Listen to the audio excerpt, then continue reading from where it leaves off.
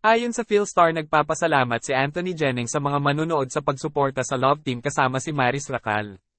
Manila, Philippines, sa kabila ng pagkakaroon ng kanya-kanyang relasyon sa totoong buhay, nagagawang magparamdam nina Maris Racal at Anthony Jennings ng kilig sa mga manunood sa kanilang hindi inaasahan ngunit hindi maikakailang chemistry bilang sina Irene at Snoop, kilala rin bilang Snorin sa ABS-CBN at Can't Buy Me Pag-ibig. Ang beau ni Maris ay dating River Maya frontman na si Rico Blanco, habang si Anthony ay nasa 5 taong relasyon sa isang non-showbiz partner. Medyo matagal na si Maris sa industriya. Ako naman ay nagpapakita ng tunay kong pagkatao sa mga tao. May relasyon si Maris kay Rico. We respect each other's relationship and there's no problem with that, ani Anthony kung paano nila na-maintain ang kanilang love team sa primetime series noong presscon kamakailan. It worked, and the thing, alam na ng mga tao tungkol sa kanya-kanya naming relasyon. Alam nila kung ano ang totoo at hindi totoo, dagdag niya. With that, nagpapasalamat si Anthony sa pagmamahal at suporta na ibinibigay ng mga manunood sa kanilang mga karakter sa serye. Actually, mas nakakakilig nga di ba na parang natural lang.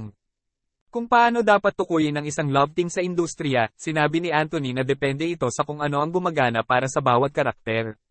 Para sa amin, bagay ang mga karakter namin sa aming real-life personalities, paliwanag niya. Nakakatuwa lang na because Maris is really good and charming.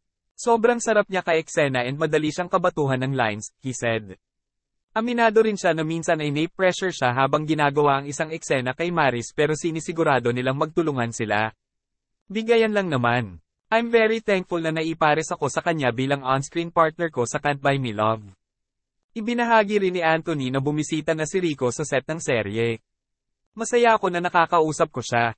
We met in ABS-CBN Ball. Masaya si Rico at ang girlfriend ko sa mga scenes namin ni Maris. Binanggit pa ni Anthony kung gaano ka-supportive ang kanyang partner sa kanyang showbiz career.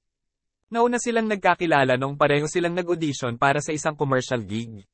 Sinusuportahan niya ako tulad ng mga pangangailangan ko. Minsan, siya ang pumipili ng outfit na isusuot ko, ang sabi pa ni Anthony.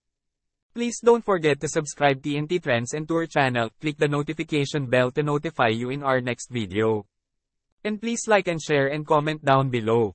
Thank you for watching.